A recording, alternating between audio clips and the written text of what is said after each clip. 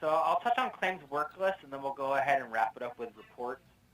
So, with reports, obviously it's important to have a robust module, but you can't really do anything with an Excel spreadsheet. You're literally just looking at it and kind of, working from the spreadsheet to the system.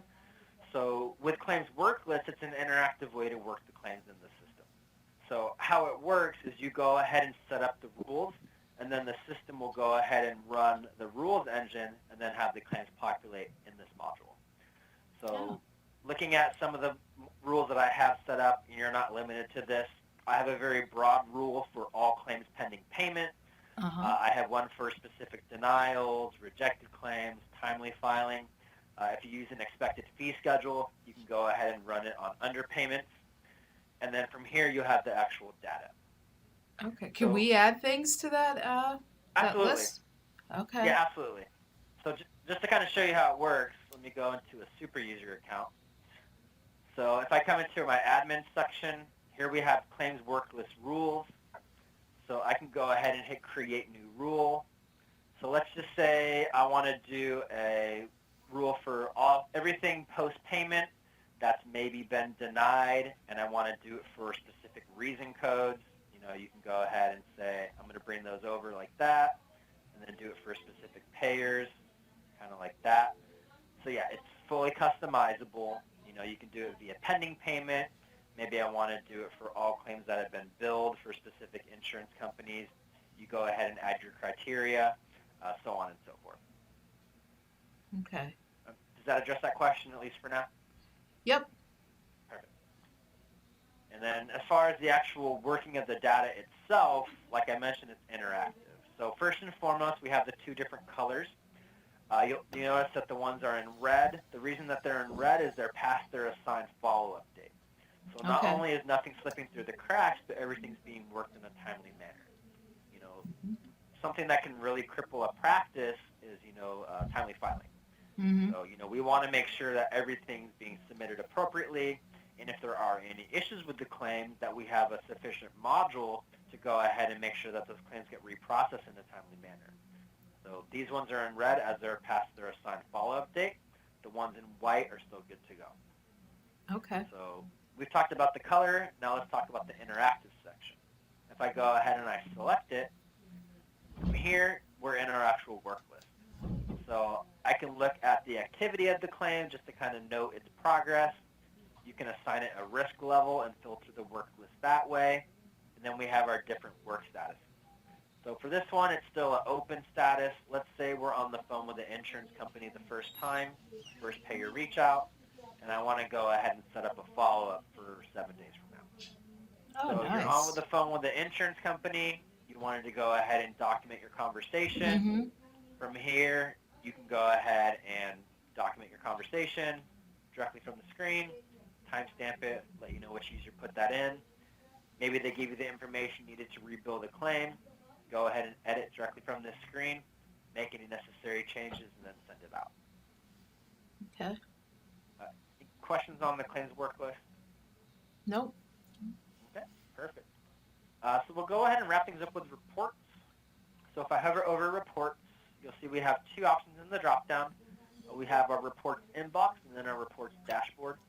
So kind of similar to statements, you can actually run all your reports on a schedule, get them customized exactly how you want it to be, and then have them populate into your reports inbox so you're not having to run these reports one by one. So if I come into my dashboard, I hit the type drop-down, you'll see AR data, appointment, demographic, month-end reports, production reports. If you can think of the data set, we can go ahead and report on it. So just for sake of example, I want to run a production report, and I wanted to do procedure code payment performance, just to make sure everything's being paid appropriately. I'm going to go ahead and select my time frame, and I'm going to hit generate.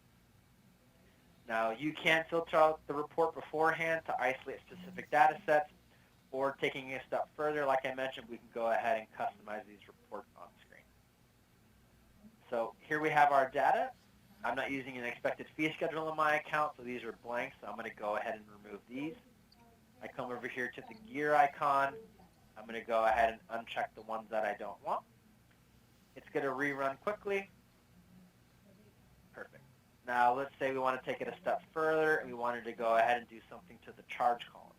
So if I hover over charge, you'll see that we got all these Excel functions built into the system. So I'll be honest with you, I'm not very good at Excel. I can sort and filter and sum, and that's about the extent of my knowledge, and nor do you have to be Excel gurus to use the system. Mm-hmm. So we have all the formulas built in. So I can come into my aggregate, I can come into my sum, let the system kind of do the calculations for you. Perfect. So now we have our charge column sum. Now let's say, for sake of example, we have the report looking exactly how we want it to be. We can go ahead and hit Save Bookmark, go ahead and give it a name, and then taking it a step further, like I mentioned, we can put it on a schedule. And you can get very specific with your scheduling. Let's say on the first Monday of every month, I want this report to be run at 7:45. You come in on that first Monday at 8 o'clock. You come into your reports inbox, and the report's going to be there waiting for you. Okay. Any questions on that report? Nope. Okay. Is there anything in the reports module you specifically wanted me to show you? We already through aging. Yeah, we don't use too many. Aging's the main thing. No, So like I don't think like so. an aging report? Yeah. Well, wasn't that dashboard that you were showing us? Well, this is your AR ledgers. Mm-hmm. You can get all this data in a report format. Oh, okay. Yeah. Sure. So if I come into here, I come into my accounts receivable. Just first and foremost, I'll show you a roll forward. You want to make sure everything's balancing from one month to the next. So it's going to have your starting AR right here. It's going to have your ending AR, and then all the transactions in between, broken down by payer. From here, you can go ahead and manipulate it however you want, and then put it on a schedule. Or I can just come in to accounts receivable. Let's just say, for sake of example, I wanted to do an AR by payer summary. I'm going to do it for all types. Now, you can go ahead and isolate certain amounts. Maybe you just want insurance. Maybe you just want patient, even user hold. From there, I just go ahead and hit generate. Filter beforehand if you'd like as well, or you can go ahead and manipulate it on screen. Once again, here's it broken down by payer. So it's pretty much your AR ledgers, just in like an Excel format. Okay.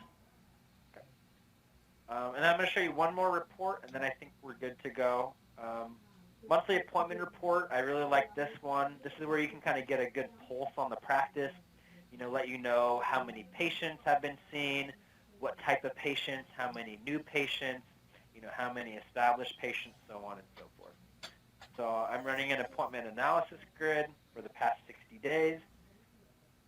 So what we're going to do here is we're going to do a few different combinations. We're going to go ahead and group it by appointment type. We're going to count the number of appointments and then get rid of the detailed rows. So if I hover over appointment type, I'm going to go ahead and group it together. It's going to rerun real quick, get me the data exactly how we want it. Now, taking it a step further, we're going to go ahead and come in here and do a count. And then, this is a monthly summary report. We're not going to need 83 pages. We just want to focus on the detailed rows, the summary rows. So from here, I'm going to come into my formula. Where is it? I'm going to come into, there we go, group it, hit exclude detail rows, and it's going to go ahead and give me the summary rows. So we'll get the report looking exactly how we want it to be. This tends to be a popular one for your provider, so that way she can kind of notice how the practice is doing from a monthly standpoint. So for the past 60 days, we've had 1651 appointments, 17 consultations, 545 established, 309 new patients, so on and so forth. Go ahead and put it on a schedule so these can get run automatically, maybe the first of the month. Any questions on that report? Nope. Alrighty. So that's pretty much everything I had, and we hit the top of the hour perfectly. Before I transfer you back over to Luke, any questions, comments, anything that you think I've missed, any second looks? No. Yeah, it looks good. Alrighty. Thank you.